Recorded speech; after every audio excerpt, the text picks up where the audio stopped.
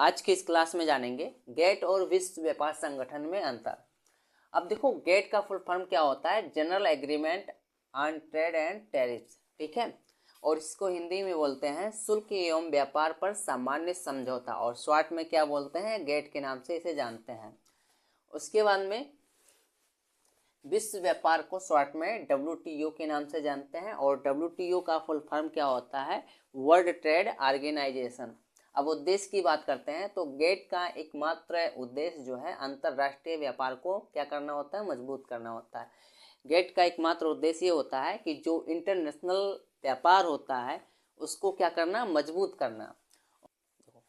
और WTO की स्थापना जो है गेट और अंतर्राष्ट्रीय व्यापार प्रथाओं में समग्र उदारीकरण के लिए की गई थी। मतलब विश्व व्यापार संगठन की जो स्थापना है गेट और अंतर्राष्ट्रीय जो व्यापार है या इंटरनेशनल जो व्यापार है उसके प्रथाओं में समग्र उदारीकरण के लिए WTO की स्थापना या विश्व व्यापार संगठन की स्थापना की गई थी।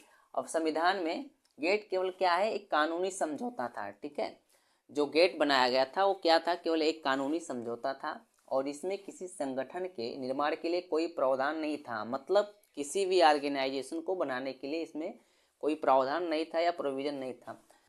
और WTO को सदस्यों के रूप में देशों के साथ एक अंतर्राष्ट्रीय संगठन के रूप में स्थापित किया गया था। मतलब जो विश्व व्यापार संगठन है, ठीक है, उसमें सदस्य होते हैं और ये देशों के रूप में एक साथ है, अंतर्राष्ट्रीय संगठन के रूप में क्या किया गया था? इसको स्थापित किया गया था। प्रतिभागी देखो, गेट में अनुबंधकारी पार्टियां थी, ठीक है, केवल अनुबंधकारी इसमें पार्टियां थी, जो इस तथ्य पर बल देता है कि गेट आधिकारिक तौर पर क्या है? एक कानूनी समझौता था, बस, और कुछ नहीं। और विश्व व्यापार संगठन में सदस्य होते हैं क्योंकि यह क्या है? ऑर्गेनाइजेशन है, एक संगठन होता है। ढांचा स्ट्रक्चर क्या होता है? तो गेट में अस्थायी संरचना या ढांचा नहीं था, ठीक है। जो गेट बनाया गया था उसमें कोई अस्थायी संरचना या स्ट्रक्चर नहीं था, और विश्व व्यापार संगठन में अस्थायी रूपरेखा के साथ एक अस्थायी संरचना होता है। प्रावधान की बात करते हैं तो गेट क्या था?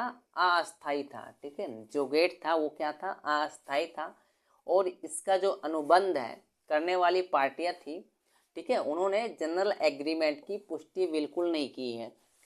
और WTO अर्थात विश्व व्यापार संगठन और उसके जो समझौते थे वो क्या थे? अस्थायी थे। और एक अंतर्राष्ट्रीय संगठन के रूप में WTO जो है एक ठोस कानूनी आधार है, ठीक है।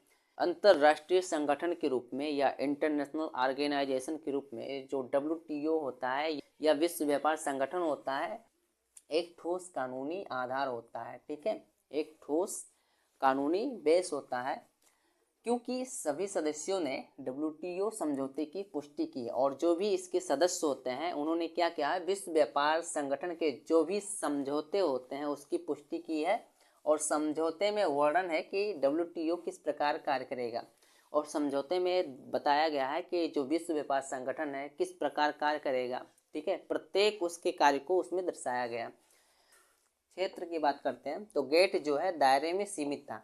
जो गेट का दायरा है, क्षेत्र है, वो बहुत ही सीमित है और केवल वस्तु व्यापार से संबंधित था। और मतलब जो गेट का क्षेत्र था वह केवल वस्तुओं के व्यापार से संबंधित था, ठीक है। विवाद समाधान। अब विवाद समाधान में क्या होता था कि गेट के पास एक अपीलीय निकाय था, ठीक है।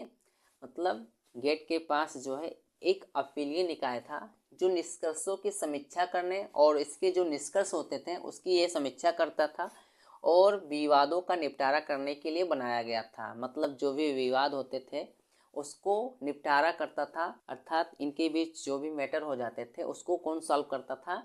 गेट का एक अपीलीय निकाय था जो इसे सॉल्व करता था, और निपटारा करने के लिए ही अपीलीय निकाय को बनाया गया था। लेकिन इस प्रक्रिया में एक लंबा समय लग जाता था, ठीक है, जिसके कारण प्रस्ताव अप्रभावी हो जाता था।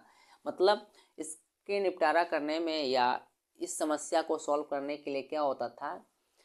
अधिक समय लग जाता था, जिससे क्या होता था? जो प्रस्ताव होता था वह अप्रभावी हो जाता था। विश्व व्यापार संगठन में विवादों की समीक्षा और उनका निपटारा करने के लिए WTO का क्या था? एक अस्थाई जो है अपीलीय निकाय था। इनका जो है विवादों को निपटारा करने के लिए एक अस्थायी अपीलीय निकाय बनाया गया था विश्व व्यापार संगठन में। और विश्व व्यापार संगठन जो है विवाद निपटान प्रक्रिया में विवादों का तेजी से समाधान किया जाता था।